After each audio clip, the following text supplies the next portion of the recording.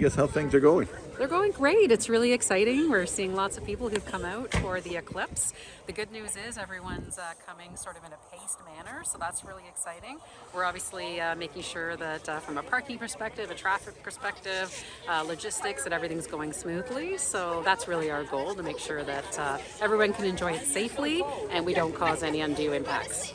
A lot of preparation was put into this, and again, even though the sun isn't out, there's still a lot of people here, so it was well worthwhile for the preparation. Absolutely. We've been planning this for quite some time, so using our emergency management group, so making sure that we're really thinking about all the eventualities, all the possibilities, from staffing all the way to resources. So definitely good to see all of that planning pay off today. Have any idea how many people? Hard to say. It seems like a busy Saturday in the summer. That's how I'm liking it to it. So yeah, we certainly have a good group for sure. And it's going to get dark pretty soon, so I won't hold you up. It is. Awesome. Thanks, Pete.